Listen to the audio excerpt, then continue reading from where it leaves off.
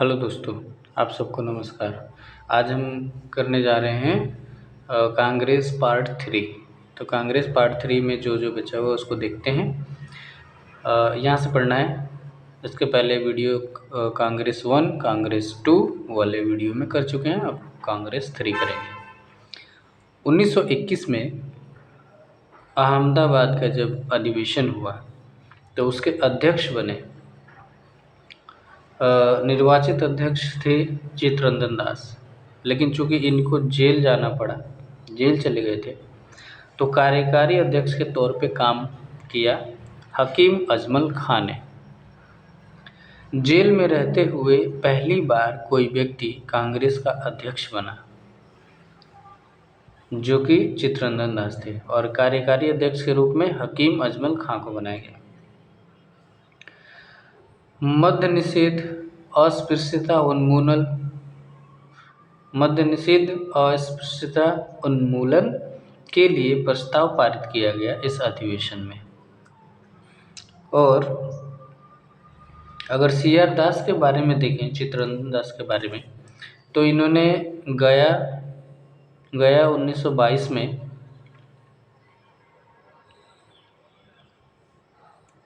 गया 1922 में चुनाव में हिस्सा लेने से अस्वीकार कर दिया। इसके उपरांत स्वराज दल का गठन किया और 1923 में चुनाव में हिस्सा स्वीकार किया। और मोहम्मद जुबैर अली,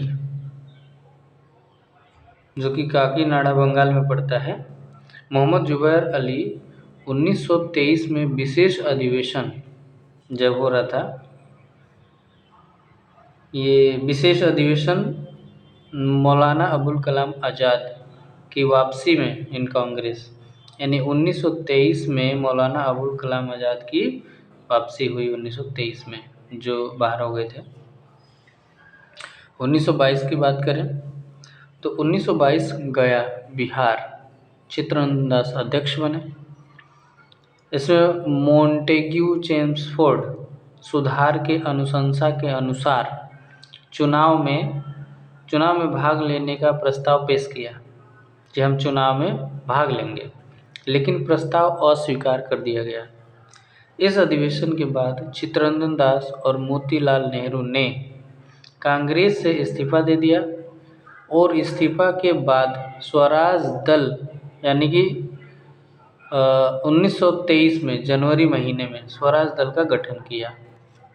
अध्यक्ष बने CR दास और सचिव बने मोतीलाल नेहरू स्वराज दल का। समझ रहे हैं आप लोग? तो 1922 के अधिवेशन में निम्न जनजातियों ने भाग लिया। कौन कौन? खड़िया हो,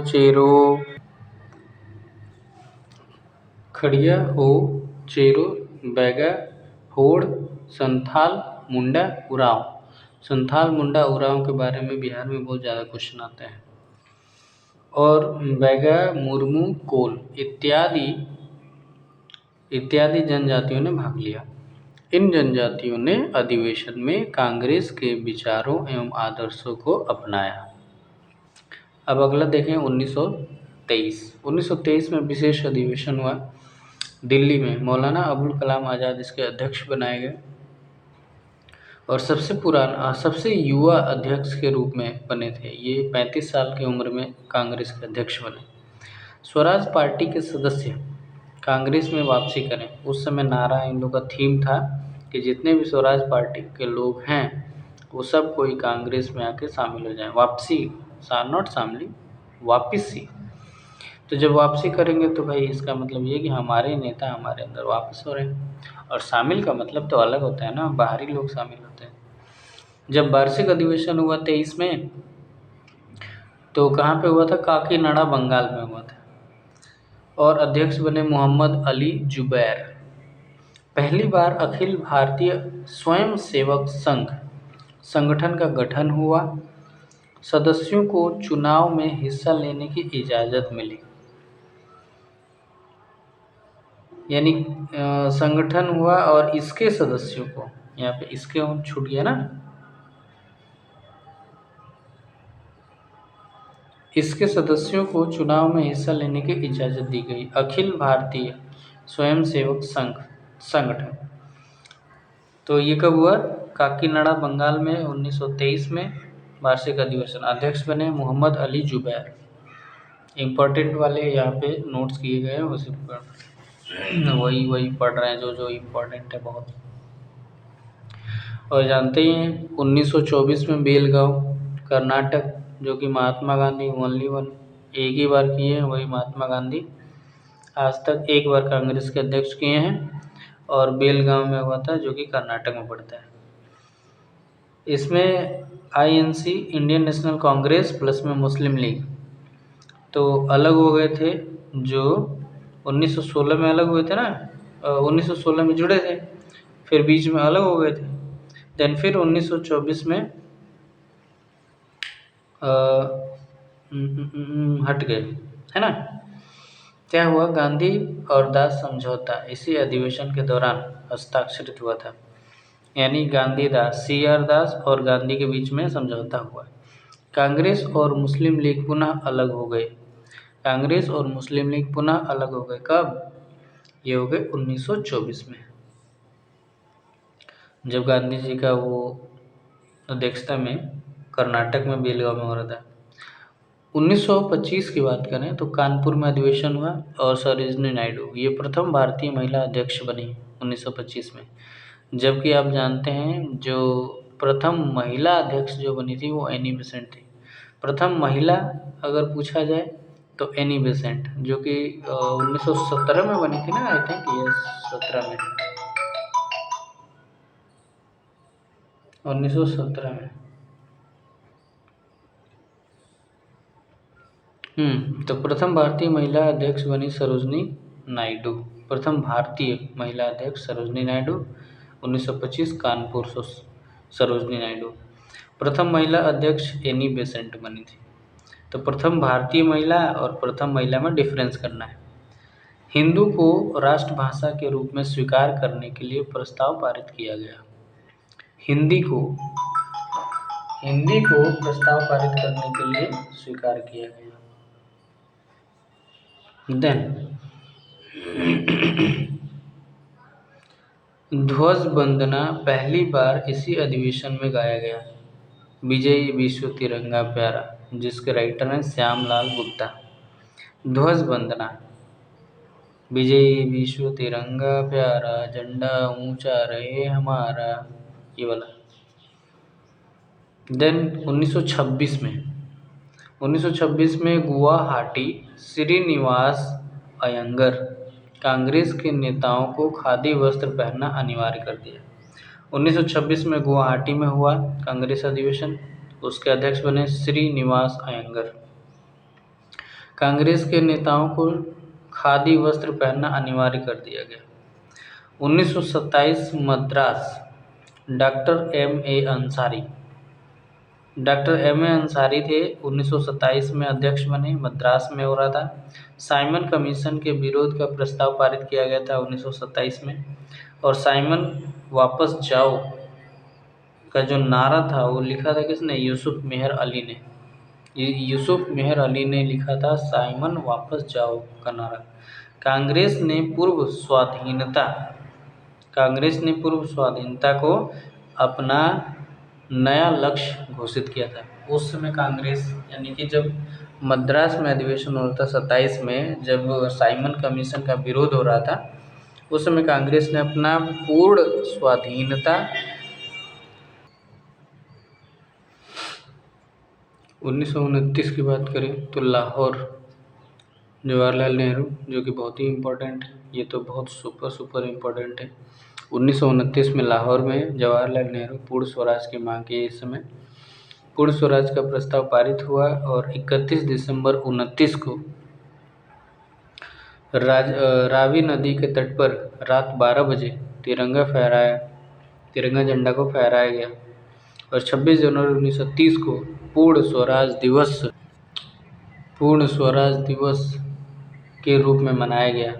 महात्मा गांधी को सविनय अवज्ञा आंदोलन की स्वीकृति मिली इसी में, और 26 जनवरी 1950 को हमारा संविधान लागू हुआ, इसे 26 नवंबर 1949 को हमारा संविधान अडॉप्ट हुआ, इसमें लागू हुआ। अंगीकृत, अधिनियमित और आत्मार्पित किए 49 में, 26 जनवरी को हमने लागू कर दिया। तो सबने अवज्ञा आंदोलन को मिला। और 1930 में यह 1885 के बाद पहला ऐसा मौका था, सॉरी लिखा नहीं आपको, 1930 में यह 1985 के बाद 1885 के बाद पहला ऐसा मौका था जब अधिवेशन नहीं हुआ। तो पहली बार अधिवेशन में एब्सेंट कब हुआ? 1930 में। इससे पहले लगातार अधिवेशन होते रहे। आइए थोड़ा आगे देखते हैं। और एक और इम्पोर्टेंट है 1931। तो 29 वाला लाहौर हो गया, 31 वाला कराची। सरदार पटेल इसकी अध्यक्षता कर रहे थे। मूल अधिकार को बढ़ावा दिया गया। प्रस्ताव पेश किया गया मूल अधिकार का। गांधी इरविन समझौता को भी स्वीकृति मिली। और गांधी जी ने कहा था कि गांधी मर सकते हैं परंतु गांधीवाद नहीं, यानी गांधीवाद हमेशा जिंदा रहेगा। तिरंगा झंडा फहराया गया इस समय 1931 और झंडे में चरखा था। मूल अधिकार को प्रस्ताव जवाहरलाल नेहरू ने पेश किया था, यानी जो मूल अधिकार का प्रस्ताव था वो जवाहरलाल नेहरू ने पेश किया था। सरदार वल्लभ भाई इसके अध्यक्ष थे। मूल अधिकार का प्रस्ताव पेश किया गया नेहरू के द्वारा। इंदिरा गांधी गांधी और इरविन के समझौता को स्वीकृति मिली। गांधी इरविन समझौता कब हुआ था? आई थिंक 5 मार्च को हुआ था ना। 5 मार्च 1931।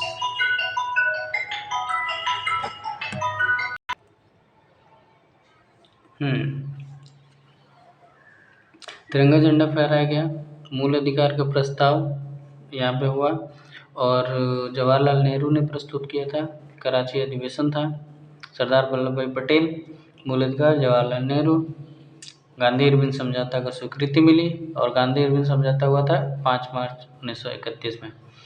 इसी को दिल्ली समझौता भी कहते हैं और इसी को दो महात्माओं का समझौता भी कहते हैं, है ना। आइए आगे देखते हैं। और 1932 में हुआ नहीं, आप सब जानते हैं। 1933 में कलकत्ता में अधिवेशन हुआ था। अध्यक्ष बने थे इसके नलिनी सेन गुप्ता, जो कि भारतीय मूल की महिला थी। ठीक है, जो अध्यक्ष बनी थी नलिनी सेन गुप्ता। 1936 लखनऊ जवाहरलाल नेहरू। कांग्रेस का नया लक्ष्य समाजवाद घोषित किया गया कि हमारा अब नया लक्ष्य समाजवाद रहेगा, और जो कि समाजवाद को ज़्यादा से ज़्यादा बढ़ावा देते हैं नेहरू साहब। कांग्रेस संसदीय समिति का गठन किया गया। ये 1936 लखनऊ जवाहरलाल नेहरू ने जब किया था। लखनऊ और ये फैज़पुर, ये दोनों ही जवाहरलाल नेहरू ने किया था। 27 में, अगर 37 की बात करें तो जवाहरलाल नेहरू। प्रथम अधिवेशन जो गांव में हुआ और कांग्रेस ने कृषि नीति जारी किया और 13 सूत्रीय कृषि कार्यक्रम घोषित किया। तो 1936 जवाहरलाल नेहरू, इसमें समाजवाद को घोषित किया गया और संसदीय समिति को गठन किया गया। 1937 फैज़पुर महाराष्ट्र, ये भी जवाहरलाल नेहरू। ये प्रथम अधिवेशन है जो गांव में आयोजित हुआ। कांग्रेस ने कृषि नीति जारी किया और 13 सूत्रीय कार्यक्रम घोषित किया। देन मोस्ट इम्पोर्टेंट जो हर एग्जाम में आता है बाबू, क्या है? 1938 हरिपुरा, जो गुजरात में पड़ता है। सुभाष चंद्र बोस इसके अध्यक्ष बनाए जाते हैं और रियासतों के लिए नीति जारी की गई। 15 सदस्यीय राष्ट्रीय योजना समिति का गठन किया गया, जिसकी अध्यक्षता जवाहरलाल नेहरू ने किया। 15 सदस्यीय राष्ट्रीय योजना समिति का गठन किया गया, अध्यक्षता जवाहरलाल नेहरू ने किया। ये जो समिति का अध्यक्ष था जवाहरलाल नेहरू ने किया, जबकि इस अधिवेशन के जो अध्यक्ष थे वो सुभाष चंद्र बोस थे। ठीक है। और यही सुभाष चंद्र बोस 1938 में 1938 के बाद 1939 त्रिपुरी जबलपुर एमपी में पड़ता है। इसको त्रिपुरी संकट के नाम से भी जाना जाता है। सुभाष चंद्र बोस तो रहे लेकिन विवाद हो गया और फिर अस्थायी रूप से अध्यक्ष बनाया जाएगा डॉक्टर राजेंद्र प्रसाद को। ऐसा एक्चुअली हुआ क्या कि सुभाष चंद्र बोस और गांधी जी के सपोर्टिव थे पट्टाभी सीतारामैया। ये रहा पट्टाभी सीतारामैया गांधी जी के प्रतिनिधि के रूप में काम किए। वो अपना व्यक्तित्व जब पट्टाभी सीतारामैया हार गए और सुभाष चंद्र बोस जीत गए तो चूंकि गांधी जी नाराज हो गए इनसे और ये जबकि सुभाष चंद्र बोस जी काफ़ी कद्र करते थे गांधी जी की। वो बोले कि बाबू जो भी आपको काम करवाना है, अगर मान लीजिए आपके सीतारामैया जी जीत जाते हैं तो आपके मन मुताबिक काम होता है, तो आप बता दीजिए हम आपके मन मुताबिक काम करेंगे, हम भी तो आपको आइडियल मानते हैं। तो गांधी जी ने कहा नहीं, ये हमारी व्यक्तिगत हार है। तो भाई थोड़ी सी अनबन हुई, सुभाष चंद्र बोस जी ने इस्तीफा दे दिया। इस्तीफा दे के चले गए वहाँ से। फॉरवर्ड ब्लॉक की स्थापना की है 1939 में, ये इम्पोर्टेंट है। 1939 में त्रिपुरी जबलपुर संकट भी हुआ, मतलब वो सिलेक्शन हो चुका था, चुनाव अध्यक्षता हो रही थी। देन इन्होंने जब नाराज़गी हुआ इस्तीफा दे दिया, फॉरवर्ड ब्लॉक की स्थापना किया। ये स्थापना याद करना है कि इसी के साल में स्थापना भी हुआ। देन क्या हुआ 1940, आप जानते हैं ये लगभग इसके बाद गैप हो जाता है। 1940 में रामगढ़ बिहार नाव झारखंड, यानी अब झारखंड में पड़ता है, अध्यक्ष मौलाना अबुल कलाम आज़ाद थे। अध्यक्ष मौलाना अबुल कलाम आज़ाद, यानी कि मौलाना अबुल कलाम आज़ाद अध्यक्ष थे। 1940 का था, रामगढ़ बिहार में पड़ता था उस समय, अब झारखंड में पड़ता है। भारत छोड़ो आंदोलन का प्रस्ताव पेश किया गया। इसी अधिवेशन के बाद कांग्रेस को गैर कानूनी संस्था घोषित कर दिया गया गवर्नमेंट की तरफ से। देन 1941 में, 42 में, 43 में, 44 में और 45 में लगातार 1, 2, 3, 4, 5 साल तक हुआ ही नहीं, यानी 40 के बाद सीधे 46 में हुआ, कोई अधिवेशन नहीं हुआ। सबसे लंबी अवधि तक अध्यक्ष के तौर पे मौलाना अबुल कलाम आज़ाद ही रहे, यानी 40 में बने, से 40 से लेकर 45 तक 6 साल तक इन्होंने अध्यक्ष के पद पे बने रहे। देन 46 में मेरठ में, यानी कि यूपी में जेबी कृपलानी की अध्यक्षता में बनता है। और स्वतंत्रता से पूर्व कांग्रेस का अंतिम अधिवेशन, यानी स्वतंत्रता 1947 में मिल गई, उसके पूर्व अंतिम अधिवेशन की बात करें तो यही 1946 मेरठ में हुआ और जेबी कृपलानी इसके अध्यक्ष बने। 1946 दिसंबर की अगर बात करें तो स्वतंत्रता तो 15 अगस्त 1947 में मिल गई थी, है ना, तो ये इससे बिफोर हो रहा था ना। 1947 दिसंबर 1947 में होगा, जब दिसंबर अगला आएगा तो वो जो होगा वो स्वतंत्रता में होगा, यानी स्वतंत्रता के बाद। 1948 में जयपुर आप जानते ही हैं। तो जयपुर में जब हुआ तो पट्टाभी सीतारामैया को अध्यक्ष बनाया गया। और स्वतंत्रता के बाद प्रथम अधिवेशन, यानी स्वतंत्रता से पहले जेबी कृपलानी अध्यक्ष मेरठ में 1946, स्वतंत्रता के बाद 1948 जयपुर पट्टाभी सीतारामैया, स्वतंत्रता के बाद प्रथम अधिवेशन। शुरू में राष्ट्रगान गाया गया, जनगण मन, अंत में राष्ट्रगीत गाया गया, वंदे मातरम। अब थोड़ा सा ये देख लेते हैं, समराइज़ करते हैं कि हमने क्या क्या अभी तक पढ़ा। कराची में हमने 2 बार देखा अधिवेशन हुआ, बॉम्बे में 7 बार और लाहौर में 4 बार, मद्रास में 7 बार और सबसे अधिक बार कलकत्ता में 10 बार हुआ। और कुछ ये हैं जैसे कि 1886 में हुआ जनगण मन, हाँ सॉरी 86 में, 90 में, 96 में, 1901 में, 1906 में, जबकि 1906 में दिनसा एडुल्वी वाचा स्वराज की बात कर रहे थे। 1996 की बात करें तो वंदे मातरम गाया गया। 1996 में कौन थे वो, 1996 में आई थिंक नौरोजी थे। और कलकत्ता 1911 में जनगण मन, 1917 में तिरंगा फहराया गया और 1920 में लाला लाजपत को अध्यक्ष बनाया गया, जो कि विशेष अधिवेशन था। 1928 और 1933 नलिनी सेन गुप्ता 1933 भारतीय मूल की महिला थी। ठीक है, अब हम पढ़ेंगे बंगाल से रिलेटेड। तो बंगाल विभाजन तो आप जानते हैं बहुत सारा बड़ा है। अब हम आगे की टॉपिक में करेंगे बंगाल का विभाजन, स्वदेशी आंदोलन, बहिष्कार और आंदोलन, मुस्लिम लीग, सूरत विभाजन, मुजफ्फरपुर बम कांड, मार्ले मिंटो सुधार, दिल्ली दरबार, मंटेगी चंद सुधार और प्रथम विश्व युद्ध, होम रूल लीग, लखनऊ समझौता। होम रूल लीग अलग है, होम रूल लीग और आंदोलन अलग है। लखनऊ अधिवेशन, मॉन्टेग्यू घोषणा और रॉलेट एक्ट, जलियांवाला बाग हत्याकांड इत्यादि करके जो मेन इम्पोर्टेंट्स चीज़ें हैं उसको आगे कवर करेंगे। तो आज यहाँ से स्टार्ट हो रहा है बंगाल विभाजन, तो इसको हम बाद में करेंगे अगले वीडियो में, क्योंकि ये फिर टॉपिक अलग हो जाता है ना। और जो बचा है कांग्रेस अधिवेशन से रिलेटेड इम्पोर्टेंट वो मैं कवर कर दूँगा। तो अभी के लिए थैंक यू सो मच।